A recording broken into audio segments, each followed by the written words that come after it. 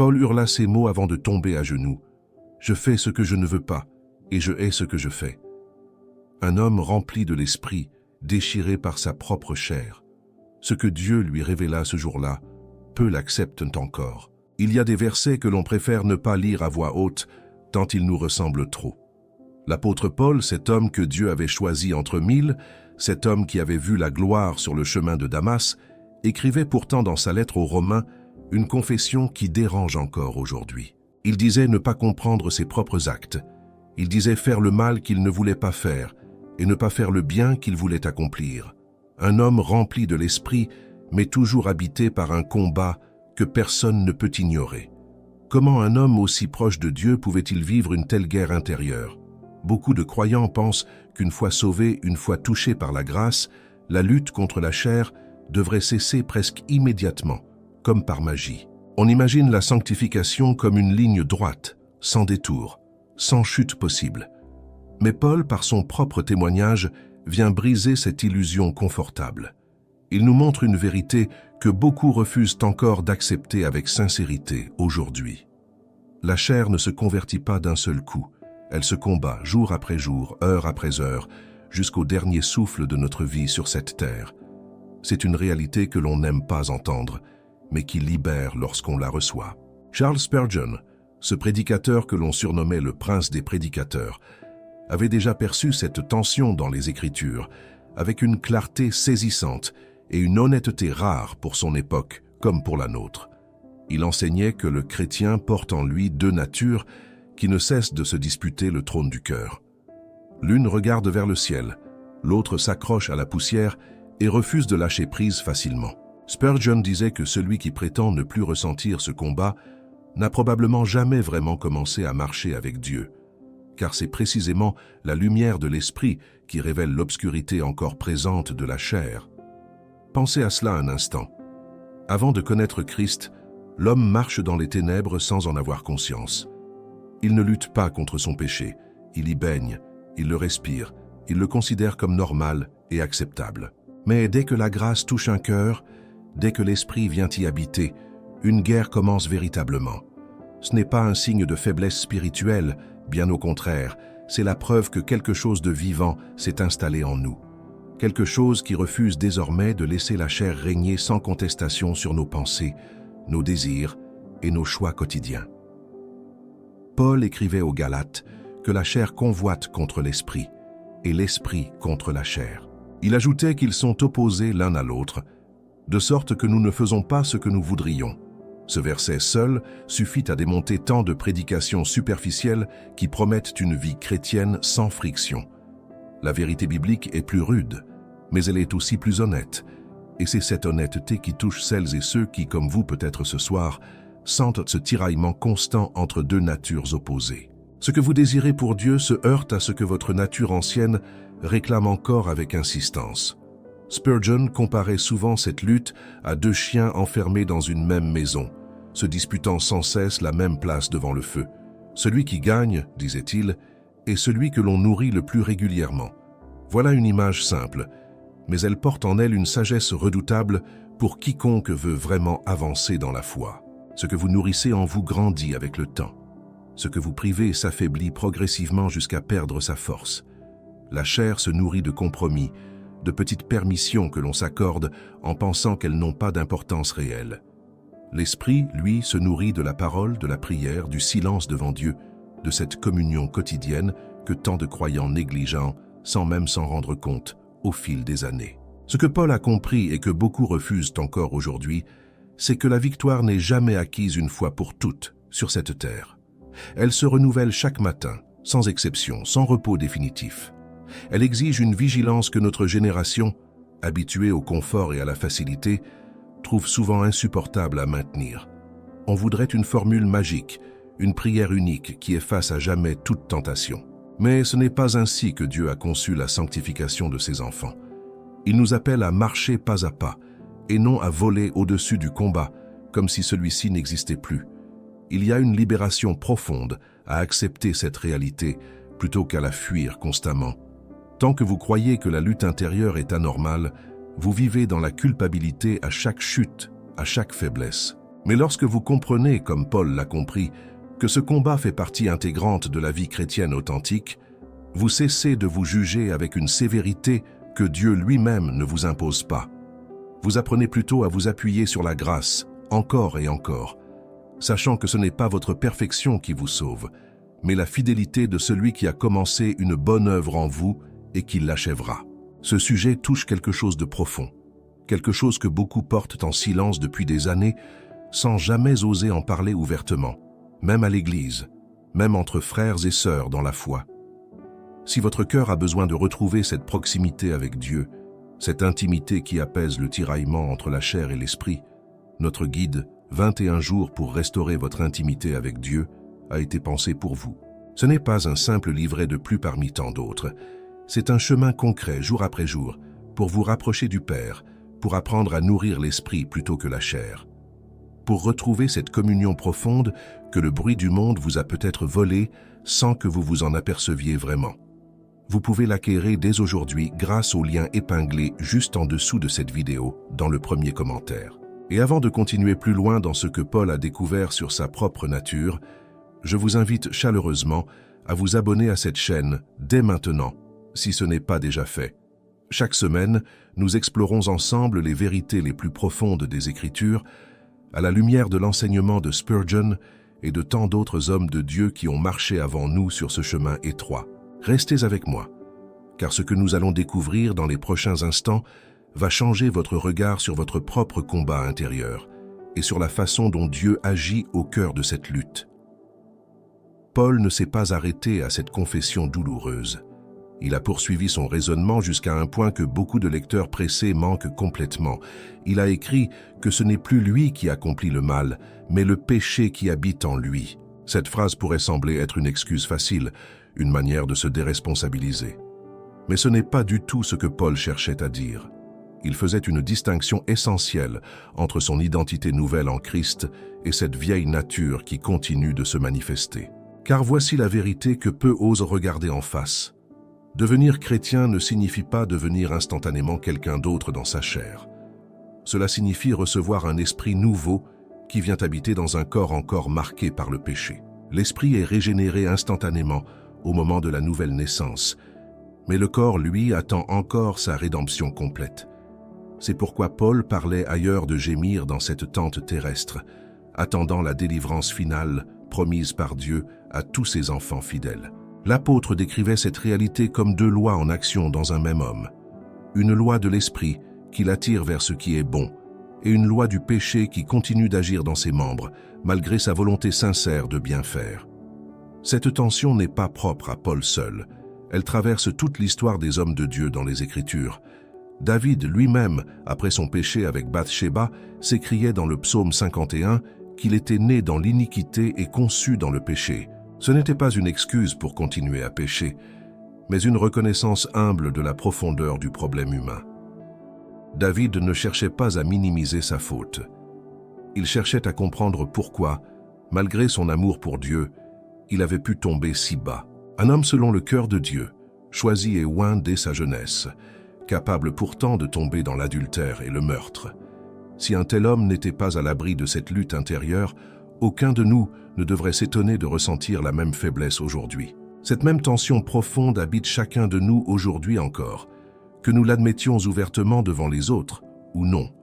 Combien de croyants sincères se lèvent le matin avec une résolution ferme de mieux faire pour se retrouver le soir accablés par les mêmes échecs, les mêmes paroles regrettées, les mêmes pensées qu'ils voulaient bannir? Ce cycle décourage profondément, surtout lorsqu'on l'observe année après année sans voir de changement radical. Certains finissent par croire qu'ils ne sont pas vraiment sauvés, que leur foi n'est pas authentique, puisque le péché revient sans cesse frapper à leur porte. Mais l'Écriture ne présente jamais la vie chrétienne comme l'absence totale de tentation ou de chute. Elle présente plutôt un chemin de croissance continue où la victoire d'aujourd'hui prépare celle de demain, sans jamais devenir un acquis figé et définitif. Jean, dans sa première lettre, écrivait que si nous disons que nous n'avons pas de péché, nous nous séduisons nous-mêmes et la vérité n'est pas en nous. Cette parole seule devrait libérer bien des consciences tourmentées par une culpabilité écrasante et permanente. Il ne s'agit pas de minimiser la gravité du péché, loin de là, mais de comprendre que la présence continue du combat intérieur n'est pas la preuve d'une foi défaillante. C'est plutôt la preuve d'une conscience vivifiée par l'esprit, capable de discerner le mal là où autrefois elle n'y voyait rien d'anormal. Avant la nouvelle naissance, l'homme pêche sans remords véritable, sans cette douleur qui accompagne la conviction du Saint-Esprit. Après la nouvelle naissance, chaque chute devient une souffrance, un arrachement, parce qu'une nature nouvelle s'y oppose désormais fermement. C'est justement cette souffrance qui témoigne de la présence de Dieu en vous. Un cœur endurci ne ressent aucune gêne face au péché. Un cœur transformé par la grâce, au contraire, pleure sur ses propres faiblesses et cherche sincèrement à revenir vers son Créateur. Il faut aussi comprendre que cette bataille n'a jamais eu pour but de nous décourager, mais de nous garder dépendants de Dieu. Si la sanctification s'accomplissait d'un seul coup, sans effort, sans lutte quotidienne, l'homme finirait par s'attribuer le mérite de sa propre pureté. Mais parce que le combat persiste, parce que la chair résiste encore et encore, le croyant reste humble, conscient qu'il ne peut rien accomplir de bon sans l'aide constante du Saint-Esprit agissant en lui, jour après jour. Paul lui-même, après avoir décrit ce combat déchirant, ne s'est pas arrêté dans le désespoir. Il s'est écrié « Qui me délivrera de ce corps de mort ?» Puis il a immédiatement répondu à sa propre question par une déclaration de gratitude envers Dieu, par Jésus-Christ notre Seigneur. Cette transition est capitale pour comprendre tout le passage. Paul ne termine jamais sur la défaite. Il reconnaît le problème avec une honnêteté brutale, mais il place immédiatement son espérance dans la personne de Christ, seul capable de libérer véritablement l'âme captive. Ce mouvement du cœur de la lucidité sur notre faiblesse vers la confiance en la puissance de Dieu constitue le cœur même de la vie spirituelle mature. Ce n'est pas nier le combat, ce n'est pas prétendre qu'il n'existe pas, mais refuser d'y rester enfermé dans le désespoir. Beaucoup de croyants restent bloqués à l'étape de la conviction du péché, sans jamais avancer vers l'étape de la libération par la grâce. Ils vivent dans une culpabilité perpétuelle, incapables de recevoir le pardon qui leur est pourtant offert gratuitement chaque jour. D'autres, à l'inverse, refusent de reconnaître la réalité du combat et prétendent avoir atteint une perfection qui n'existe pas encore sur cette terre. Ces deux extrêmes éloignent également de la vérité biblique équilibrée que Paul nous enseigne dans ce passage. La véritable maturité spirituelle se situe entre ces deux pôles. Reconnaître honnêtement la lutte sans se laisser écraser par elle et s'appuyer chaque jour sur la grâce suffisante de Dieu pour continuer d'avancer malgré les chutes et les faiblesses persistantes. C'est dans cet équilibre que le croyant trouve enfin un repos véritable. Non pas l'absence de combat, mais la paix au milieu du combat, sachant que sa victoire finale ne dépend pas de sa propre force, mais de la fidélité de celui qui l'a appelé. Cette paix profonde ne rend pas le combat plus léger ni plus court, mais elle change complètement, radicalement, la manière dont on le traverse chaque jour. On cesse de se battre seul, dans ses propres ressources limitées, pour marcher aux côtés d'un Dieu qui connaît chacune de nos faiblesses et qui ne se lasse jamais de relever ceux qui trébuchent sur ce chemin étroit. Il existe une question que très peu de croyants osent poser à voix haute, de peur de paraître spirituellement immature. Pourquoi Dieu permet-il que ce combat contre la chair persiste aussi longtemps, alors qu'il aurait le pouvoir de l'éliminer instantanément? Cette question mérite une réponse honnête et sincère, ancrée fermement dans les Écritures, plutôt que des formules toutes faites qui ne satisfont jamais vraiment le cœur inquiet et cherchant véritablement la vérité. Dieu, dans sa sagesse, a choisi de ne pas retirer immédiatement toute trace de la vieille nature au moment de la conversion. Regardez l'histoire du peuple d'Israël entrant dans la terre promise. Dieu aurait pu chasser toutes les nations ennemies en un seul instant, par un acte de puissance immédiat et spectaculaire devant tout le peuple rassemblé.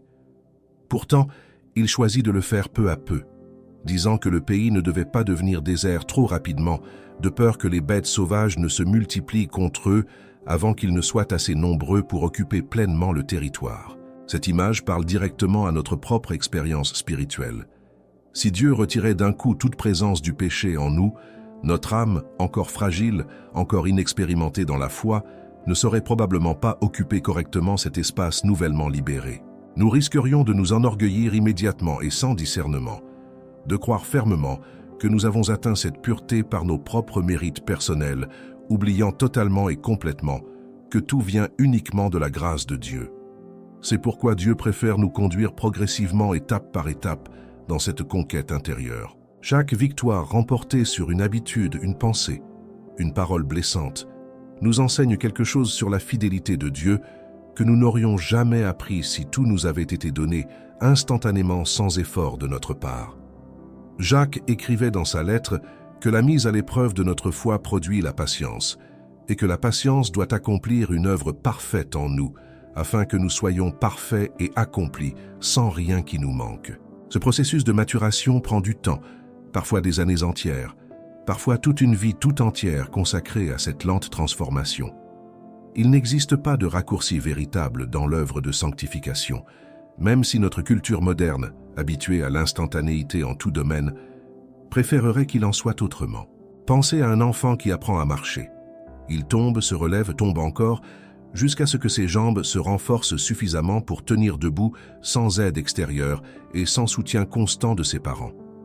Personne ne juge cet enfant pour ses chutes répétées, car chacun comprend intuitivement que c'est le chemin normal de l'apprentissage. Personne ne s'attend à ce qu'un enfant de quelques mois court déjà sans jamais trébucher une seule fois. Pourquoi jugerions-nous alors si sévèrement nos propres chutes spirituelles, comme si elles étaient anormales ou disqualifiantes, alors qu'elles font partie intégrante du processus par lequel Dieu nous forme patiemment à sa ressemblance? Il y a aussi une raison plus profonde encore à ce combat prolongé.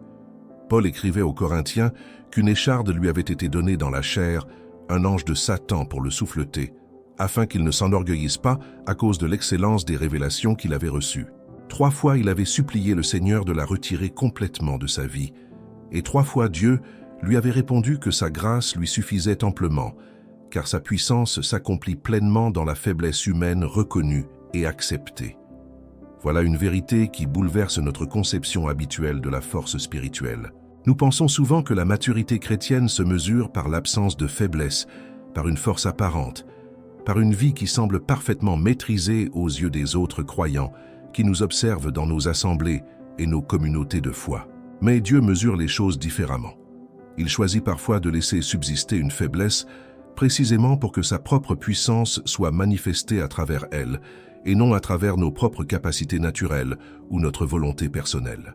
Ainsi, ce combat contre la chair, loin d'être un obstacle à la gloire de Dieu, devient paradoxalement l'occasion par laquelle cette gloire se révèle le plus clairement. Un homme fort dans sa propre estime cherche rarement Dieu avec une sincérité totale et désespérée. Mais un homme conscient de sa faiblesse, conscient qu'il ne peut rien accomplir de bon sans l'aide constante d'en haut, se tourne naturellement vers son Créateur avec une dépendance authentique qui honore véritablement le Seigneur qu'il sert. Cette dépendance n'est pas une honte à cacher devant les autres, mais une posture à cultiver délibérément chaque jour. Trop de croyants passent leur vie à essayer de paraître forts devant les autres, alors que Dieu les invite précisément à reconnaître ouvertement leurs besoins constants de sa grâce. Il y a une forme de liberté extraordinaire à cesser cette comédie de la perfection apparente. Lorsque vous admettez devant Dieu, et parfois devant quelques frères ou sœurs de confiance, que vous luttez encore, quelque chose se détend profondément en vous. La honte perd de son emprise lorsqu'elle est exposée à la lumière, plutôt que cachée dans l'obscurité du silence prolongé. Jean écrivait que si nous marchons dans la lumière, comme Dieu lui-même est dans la lumière, nous avons communion les uns avec les autres. Et le sang de Jésus-Christ, son Fils, nous purifie de tout péché. Cette communion authentique naît précisément de cette honnêteté partagée, de cette reconnaissance commune que nous sommes tous, sans exception, des pécheurs sauvés par grâce, encore en chemin, encore en formation, encore loin de la perfection finale promise. Trop souvent, nos assemblées ressemblent davantage à des vitrines de réussite spirituelle qu'à des hôpitaux pour âmes blessées. On y vient maquiller spirituellement, cachant nos vraies luttes derrière des sourires appris, de peur du jugement des autres croyants présents autour de nous. Le combat contre la chair, vu sous cet angle, cesse d'être uniquement une source de découragement pour devenir aussi un lieu de croissance véritable, un espace où la dépendance envers Dieu se renforce jour après jour, malgré les échecs et les recommencements constants. Et c'est précisément dans cette dépendance renouvelée chaque matin que réside la véritable force du croyant, non pas dans l'absence de faiblesse, mais dans la présence constante et fidèle de celui qui promet de ne jamais abandonner son œuvre inachevée en nous. Cette promesse traverse toute l'Écriture, du premier au dernier livre, comme un fil rouge qui rassure le cœur inquiet.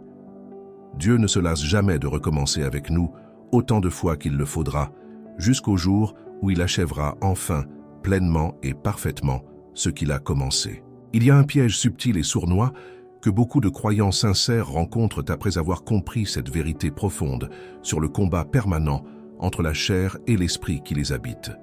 Certains finissent par utiliser cette compréhension comme une excuse confortable pour ne plus vraiment lutter contre le péché. Ils se disent que puisque la victoire totale n'arrivera jamais sur cette terre, autant accepter passivement chaque chute sans chercher réellement à changer. Cette attitude trahit complètement l'intention de Paul lorsqu'il décrivait ce combat intérieur dans sa lettre. Car juste après avoir exposé cette lutte déchirante, l'apôtre appelait ses lecteurs à une action concrète et déterminée. Il écrivait qu'il fallait faire mourir les œuvres du corps par l'esprit et non pas simplement les tolérer avec résignation passive. Cette expression est violente dans le texte original grec utilisé par Paul. Faire mourir suppose un effort réel et soutenu, une décision quotidienne renouvelée sans cesse, une guerre active contre les tendances profondes de la vieille nature encore présente en nous. Ce n'est jamais une passivité confortable qui attend patiemment que le temps résolve le problème tout seul, sans aucune implication personnelle de notre part dans ce processus exigeant de transformation intérieure. Comment mène-t-on concrètement ce combat, sans tomber dans le découragement d'un côté ou dans la passivité de l'autre côté? Les Écritures nous donnent plusieurs pistes précieuses que trop de croyants négligent dans leur vie quotidienne actuelle. D'abord, il y a la vigilance constante sur ce que l'on nourrit dans son esprit. Paul écrivait aux Philippiens qu'il fallait penser à tout ce qui est vrai, honorable, juste, pur, aimable, de bonne réputation, à tout ce qui touche à la vertu et mérite l'approbation. Ce que vous regardez, ce que vous écoutez, ce que vous lisez chaque jour façonne progressivement votre cœur, souvent sans que vous en ayez pleinement conscience sur le moment présent. La chair se nourrit facilement de contenus qui l'attire naturellement vers le bas. Ensuite, il y a la prière constante, non pas comme un rituel formel récité machinalement sans conviction réelle, mais comme une conversation vivante et sincère avec Dieu tout au long de la journée entière. Paul exhortait les Thessaloniciens à prier sans cesse, en toutes circonstances de leur existence quotidienne. Cette prière continuelle maintient le cœur connecté à la source même de la force spirituelle véritable. Un croyant qui néglige la prière se retrouve rapidement épuisé dans ce combat, comme un soldat qui partirait au front sans jamais recharger ses provisions essentielles pour tenir bon. La communauté des croyants joue également un rôle indispensable dans cette lutte quotidienne contre la chair. L'auteur de l'Épître aux Hébreux exhortait les croyants à ne pas abandonner leur assemblée, mais à s'exhorter mutuellement, d'autant plus que le jour approche. Beaucoup sous-estiment aujourd'hui la puissance véritable de la confession mutuelle et de l'encouragement fraternel dans cette bataille intérieure quotidienne. Combattre seul, isolé, sans personne, pour nous rappeler régulièrement les vérités de Dieu, expose le croyant à des chutes bien plus fréquentes et bien plus profondes que celles rencontrées en communauté. Notre époque individualiste encourage malheureusement cet isolement spirituel, en poussant chacun à croire qu'il peut vaincre seul ses propres démons intérieurs, sans jamais avoir besoin du regard bienveillant et honnête d'autres croyants marchant sur le même chemin étroit. Jacques écrivait de confesser nos fautes les uns aux autres et de prier les uns pour les autres, afin d'être guéris. Cette guérison ne vient pas uniquement d'un effort individuel isolé, mais aussi du soutien concret d'un corps entier qui marche ensemble. Il y a aussi la mémoire active de ce que Christ a déjà accompli à la croix. Trop de croyants luttent contre le péché en se concentrant uniquement sur leurs propres efforts, oubliant que la victoire fondamentale a déjà été remportée par Jésus lui-même sur ce bois maudit. Paul écrivait aux Colossiens que Dieu a dépouillé les dominations et les autorités, les a livrées publiquement en spectacle, en triomphant d'elles par la croix. Le combat que nous menons aujourd'hui se déroule à la lumière de cette victoire déjà acquise pour nous. Ce n'est pas un combat pour obtenir la victoire, mais un combat pour vivre à partir d'une victoire qui nous a déjà été offerte gratuitement par grâce. Cette distinction change radicalement la manière dont on aborde chaque tentation, chaque chute, chaque recommencement nécessaire. Il faut aussi mentionner l'importance capitale de la repentance rapide lorsque la chute survient malgré tous ses efforts constants et sincères. Certains croyants, après avoir péché, s'éloignent de Dieu par honte pendant des jours, parfois des semaines entières, aggravant considérablement leur situation spirituelle déjà fragile. Mais l'Écriture nous invite plutôt à revenir immédiatement, sans délai prolongé, vers celui qui pardonne toujours ceux qui viennent à lui avec un cœur sincèrement brisé et véritablement repentant. Jean écrivait que si nous confessons nos péchés, Dieu est fidèle et juste pour nous les pardonner et nous purifier de toute injustice commise. Cette rapidité dans la repentance empêche le péché de s'enraciner profondément et de devenir une habitude installée durablement dans notre vie quotidienne. Plus on tarde à revenir vers Dieu après une chute, plus la distance spirituelle s'agrandit dangereusement avec le temps qui passe. Enfin, il y a la persévérance patiente face aux échecs répétés, qui semble parfois décourager complètement le cœur le plus déterminé et le plus sincère dans sa foi. Beaucoup abandonnent le combat après plusieurs tentatives infructueuses, croyant fermement que leur cas particulier est définitivement désespéré et sans aucune solution possible pour eux. Cette pensée décourageante elle-même vient très souvent de l'ennemi, qui cherche à décourager précisément ceux qui montrent des signes réels et visibles de progrès spirituel authentique, sachant que le découragement constitue l'une de ses armes les plus efficaces contre les enfants de Dieu. Mais Dieu ne se lasse jamais de nous relever, encore et encore, autant de fois que nécessaire, tant que nous continuons à revenir vers lui avec sincérité et humilité véritable. La grâce de Dieu ne s'épuise jamais, contrairement à notre propre patience limitée envers nous-mêmes. Ce combat quotidien, mené avec vigilance constante, prière fervente, communauté fraternelle, mémoire vivante de la croix et repentance rapide, ne garantit pas une vie sans aucune chute future, mais il garantit une croissance réelle et mesurable dans la ressemblance à Christ au fil des années qui passent. Et c'est précisément cette croissance progressive, imparfaite mais parfaitement réelle et mesurable, que Dieu regarde avec une tendresse paternelle infinie, sachant mieux que quiconque combien ce chemin reste difficile pour chacun de ses enfants qui persévèrent malgré tout, jour après jour, dans cette lutte quotidienne. Il reste une dernière dimension importante de ce combat que Paul aborde avec une profondeur particulière et remarquable, une dimension que beaucoup de croyants sincères négligent complètement dans leur compréhension quotidienne de la vie chrétienne authentique. Cette dimension concerne le regard que nous portons sur nous-mêmes au milieu de cette lutte permanente. Trop de croyants développent une image d'eux-mêmes entièrement façonnée par leurs échecs répétés, oubliant totalement leur véritable identité en Christ.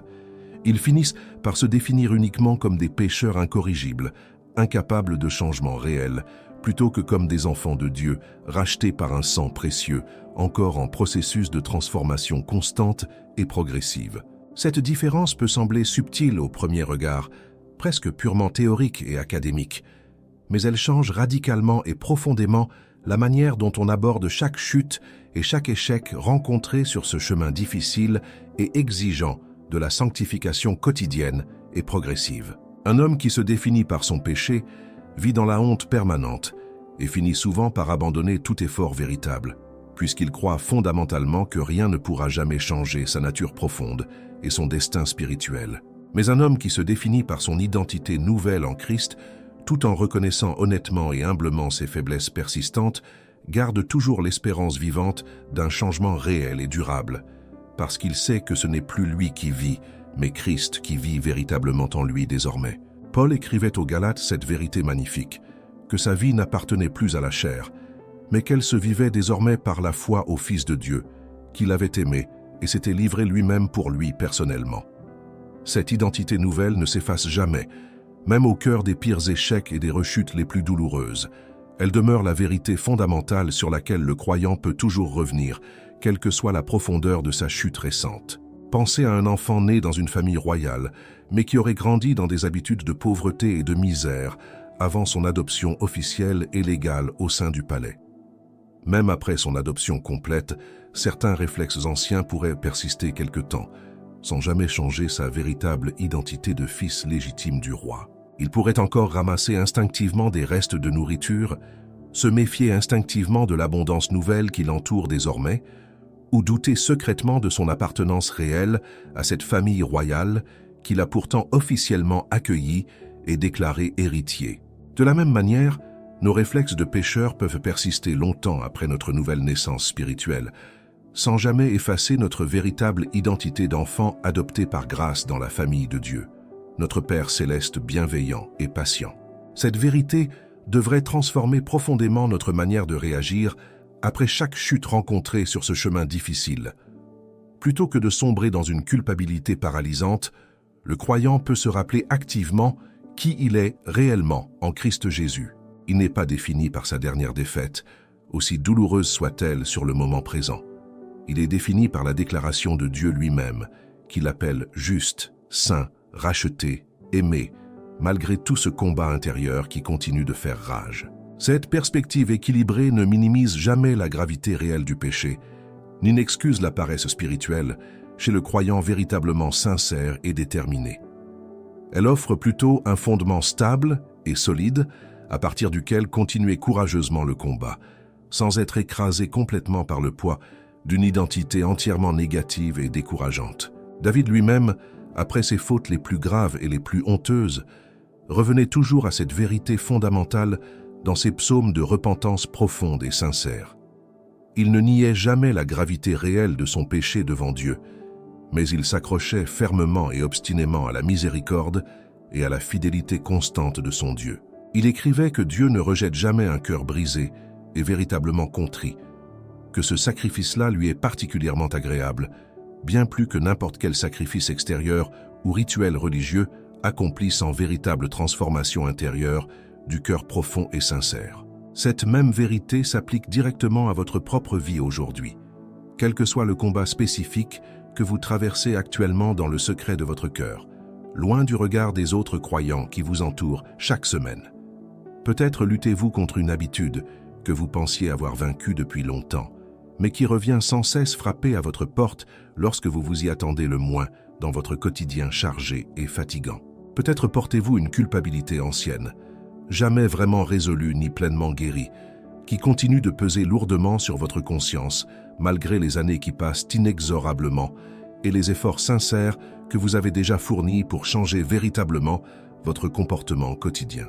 Vous connaissez peut-être ce sentiment familier de recommencer sans cesse, de tomber dans les mêmes travers, malgré des résolutions fermes prises au début de chaque nouvelle année, chaque nouveau mois, chaque nouveau lundi matin plein de bonnes intentions sincères. Sachez que Dieu ne vous regarde pas à travers le prisme de cet échec particulier.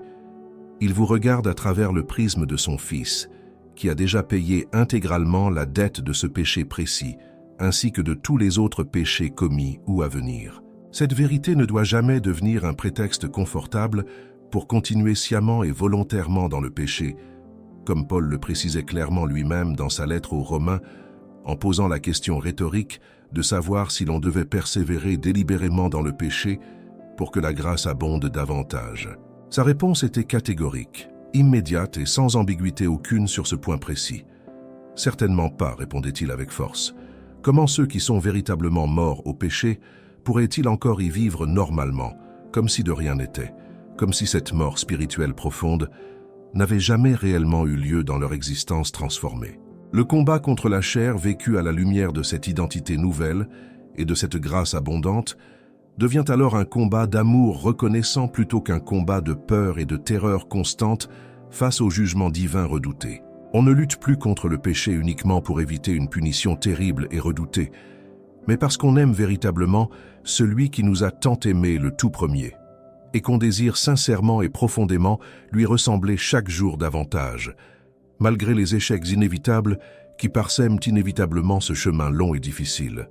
Voilà en définitive et en toute honnêteté ce que Paul a vraiment compris sur la chair et que beaucoup refusent encore d'accepter pleinement aujourd'hui dans nos assemblées modernes, habituées malheureusement au confort spirituel et aux réponses faciles et rassurantes. Voilà ce que Paul a compris et ce que votre propre cœur peut désormais recevoir avec plus de paix. Le combat continue, mais vous n'y êtes jamais seul et la grâce de Dieu suffit à chaque pas de ce chemin. Si cette parole a touché quelque chose en vous ce soir, si vous sentez ce besoin de retrouver une intimité plus profonde avec Dieu, notre guide 21 jours pour restaurer votre intimité avec Dieu vous attend juste en dessous, dans le premier commentaire épinglé. Vous pouvez l'acquérir dès maintenant et commencer ce chemin de restauration dès ce soir. Merci d'avoir regardé jusqu'ici. Abonnez-vous à la chaîne, laissez un like, partagez votre ressenti en commentaire et retrouvez-nous très vite dans la prochaine vidéo qui apparaît déjà à l'écran.